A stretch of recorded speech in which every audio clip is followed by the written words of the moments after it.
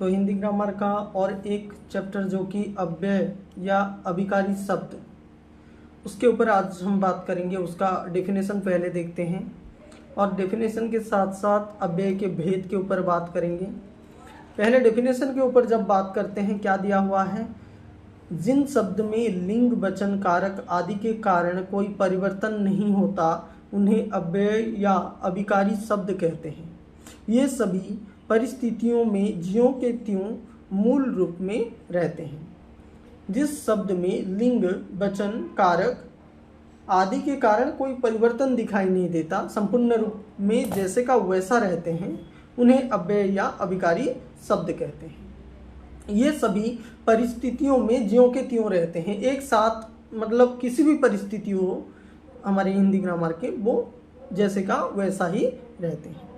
अव्यय के भेद कितने होते हैं? अव्यय 5 भेद में हमको बताया जाता है कि अव्यय 5 तरह के होते हैं। अव्यय कौन कौन से होते हैं? पहला अव्यय होता है क्रिया विशेषण, सेकंड है संबंध बोधक, थर्ड है समुच्चय बोधक, चौथा है सम्ययादि बोधक और फिफ्थ है निपात। इस तरह से 5 टाइप्स के होते हैं।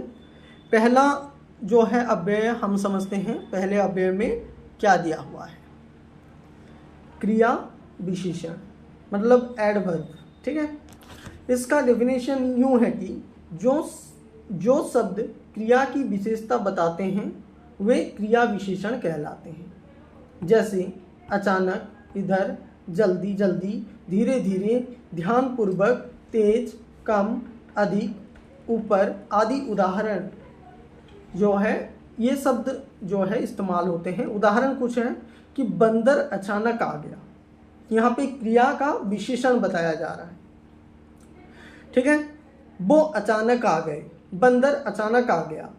खरगोश तेज दौड़ता है, आदमी जल्दी जल्दी चला गया, वो धीरे धीरे आया। वो कैसे आया? धीरे धीरे आया। बंदर अचानक आ गया, मतलब किसी ने सोचा ना था, फटक से आ गया। खरगोश तेज दौड़ता है, वो तेज, अचानक, इधर, जल्दी जल्दी, धीरे धीरे, ध्यानपूर्वक, तेज, कम, रमेश कम बोलता है, अधिक, ऊपर। इस तरह के क्रिया का विशेषण जहाँ पे लग रहा है वहाँ पे क्या होगा? क्रिया विशेषण कहलाएगा। ठीक है, अब नेक्स्ट देखते हैं संबंध बोधक। कौन सा? संबंध बोधक, प्रीपोजिशन, प्रीपोजिशन। ठीक है, जो शब्द वाक्य में आए संज्ञा और सर्वनाम शब्द का संबंध दूसरे शब्द के साथ जोड़ते हैं उन्हें संबंध बोधक कहते हैं। जो शब्द वाक्य में आए संज्ञा और सर्वनाम, संज्ञा सर्वनाम तुमको पता है, उन दोनों के साथ दूसरे शब्द के साथ जोड़ते हैं उन्हें संबंध बोधक कहते हैं। जैसे के साथ, के विपरीत, की और, के लिए, के पीछे, के आगे, के बिना, के अतिरिक्त, के समान आदि। यहाँ पे कुछ एग्जाम्पल दिए हुए हैं। वह अपने भाई के साथ बाजार गई थी, यहाँ पे संबंध जुड़ा। ठीक है, दुकानदार ग्राहक की ओर देख रहा है, मतलब यहाँ पे एक संबंध स्थापित हो रहा है। यहाँ पे प्रीपोजिशन जो है वर्क हो रहा है, संबंध बोधक उसे कहेंगे। उसके बाद समुच्चय बोधक। समुच्चय बोधक को समझते हैं। जो शब्द एक पद का संबंध दूसरे पद से जोड़ते हैं वे समुच्चय बोधक कहलाते हैं। ठीक है, जो शब्द एक पद शब्द का संबंध दूसरे पद से जोड़ते हैं समुच्चय बोधक कहलाते हैं। जैसे यहाँ पे कुछ एग्जाम्पल है। प्रशांत और माधवी ने गुब्बारे खरीदी। प्रशांत माधवी दोनों मिल करके गुब्बारे खरीदी। तुम मेरे साथ चलोगे या मोहन के साथ? यहाँ पे समुच्चय कंजक्शन लग रहा है।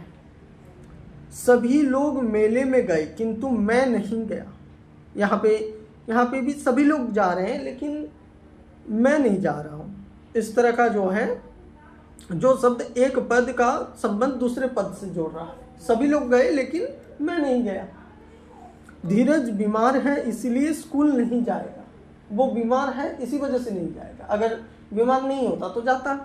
ठीक है, यहाँ पे कौन कौन सा लग रहा है? और, तथा, एवं, या, अथवा, किंतु, परंतु, क्योंकि, इसलिए, तथापि, तो, यद्यपि, की, मानो आदि शब्द समुच्चय बोधक शब्द हैं। ठीक है, उसके बाद हम देखेंगे विस्मयादि बोधक शब्द या विस्मयादि बोधक वाक्य के साथ हम जो है यहाँ पे रूबरू होंगे।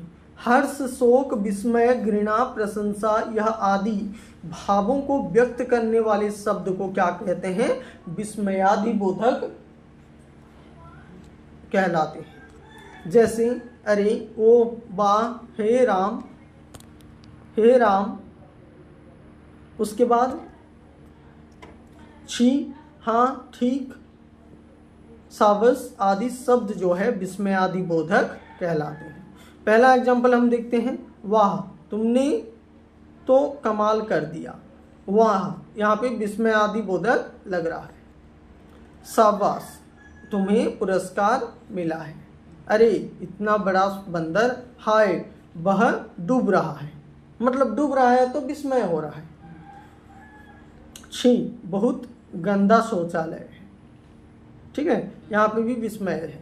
बाप रे बाप, रास्ते में सांप है। यहाँ पे भी विस्मयादि बोधक लग रहा है।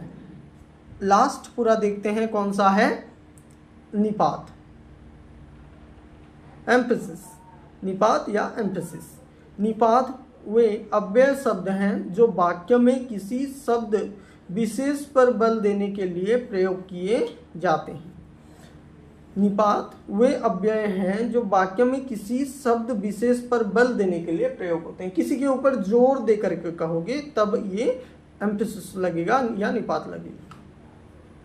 अध्यापिका ने ही तुम्हें बुलाया है, मतलब अध्यापिका ही बुला रही है और कोई नहीं बुला रहे हैं। यहाँ पे बल पड़ रहा है। वह रात तक आ जाएगा। ठीक है, रात तक ही आएगा। यहाँ पे भी बल पड़ रहा है। मात्र 4 रुपए में यह पुस्तक मिलती है। कितने रुपए में? सिर्फ 4 रुपए में। तुम भी इधर आओ, तुम भी इधर आओ। ठीक है, यहाँ पे तुम भी। वह तो पैसे नहीं देगा, वह तो पैसा नहीं देगा। इस तरह का भी निपात के अर्थ में होता है। यहाँ पे कौन कौन सा शब्द प्रयोग होते हैं? तक, तो, भी, ही, मात्र, केवल, भर आदि शब्द निपात के रूप में प्रयोग किए जाते हैं। समझ में आ गया?